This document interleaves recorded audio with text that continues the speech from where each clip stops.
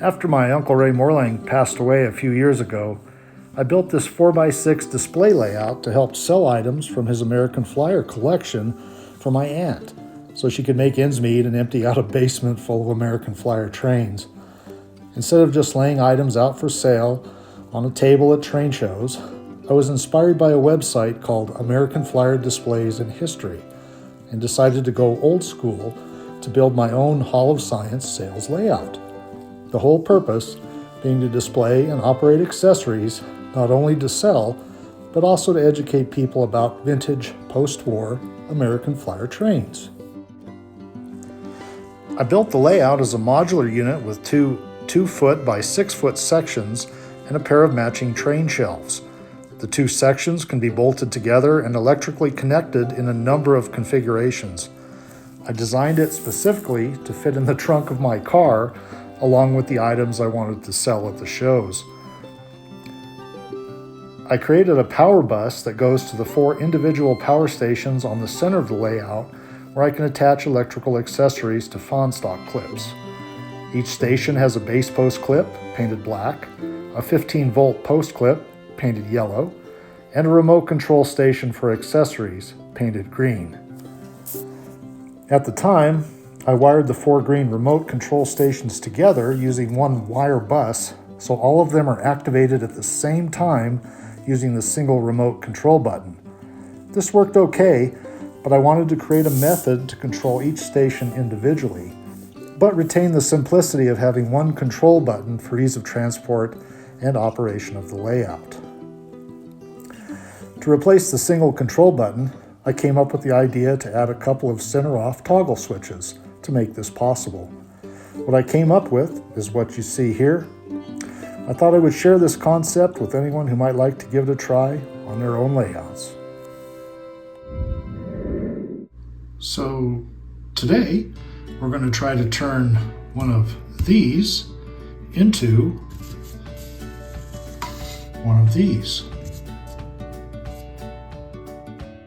Any of the control buttons that the American Flyer made, if you look really closely, and we get the light just right, you can see right there, there's a mark for a hole, like for the log loader or any accessory that needed 2 holes to be punched in for their buttons.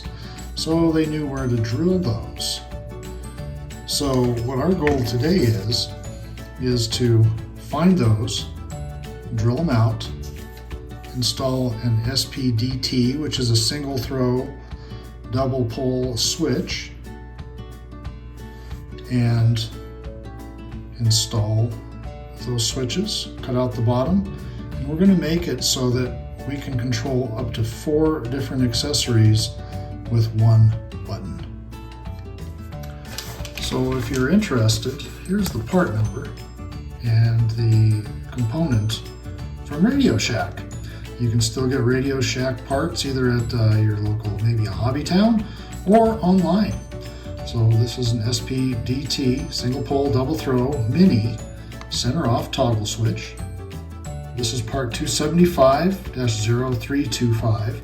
You can get these through Radio Shack, or there are a lot of other electronics companies online where you can get a similar switch. Look for the SPDT Mini. So the difficult part of this procedure is not just, we know where the holes are going to be drilled, and you just measure the size of your switch, where the lock-in bolt will go on these 2 holes. And the problem is, if you look on the back side, we need to drill out or nibble out the 2 sections where the SPDT switches will come out. You can see here where they have pre-marked areas for the Fahnestock clips to go into these this back plate. Underneath here there's a spring, and that's where the button goes back and forth and it makes contact with these 2 clips, and that's what gives you the power to go through. So what we have to do is either you have to heat these up with a soldering iron and then pry them out and drill through this, or you can do it in place. It's just a little bit difficult. This is a very hard Bakelite little panel. It's not your typical circuit board, and it takes a little bit of doing. But once you do it, it looks something like this. So you'll be able to cut that out. It's not very pretty, not very pretty at all. But what we're going to do is we'll wire this up, and I'll show you that in a minute.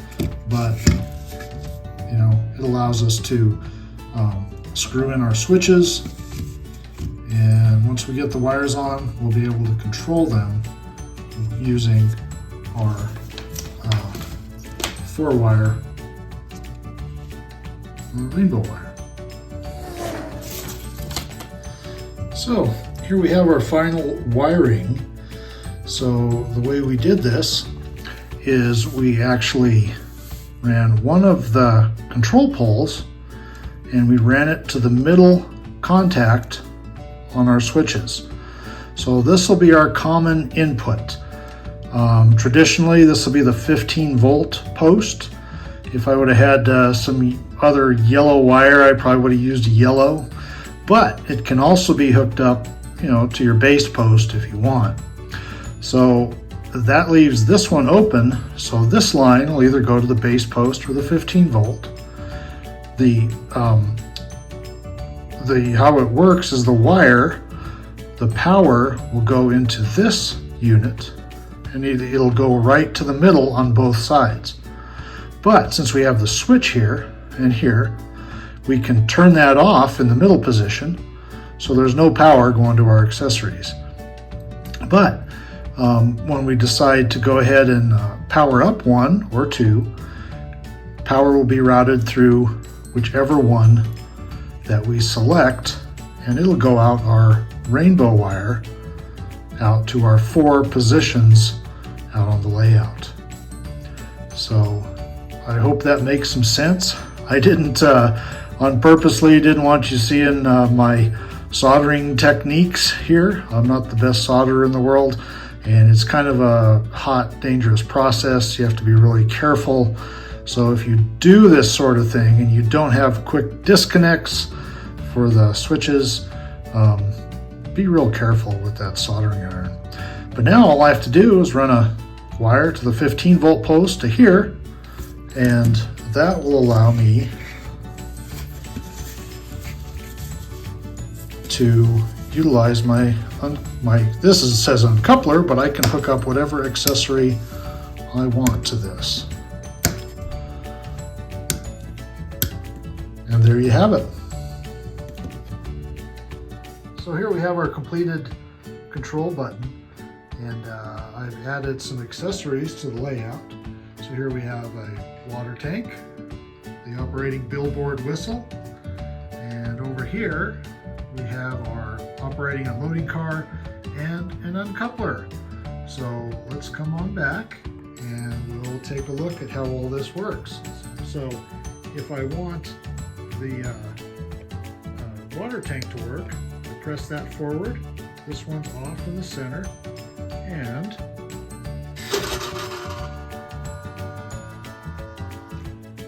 there we go.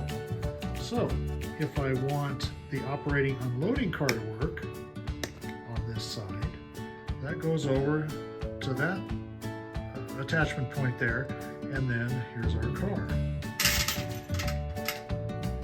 And we have a successful offload. So now we're going to switch to the other side. This is back and center off. This, we're going to do our whistle.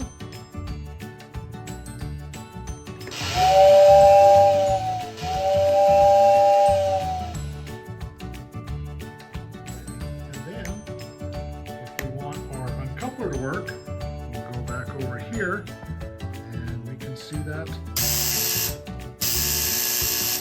operating.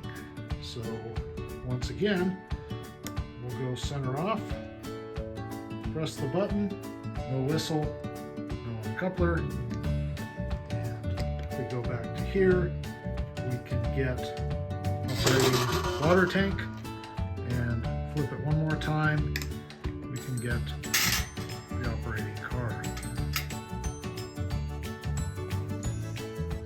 There you have it. that's the completed video on our operating on coupler. It takes a little getting used to, but I'm looking forward to trying it out and getting some enjoyment.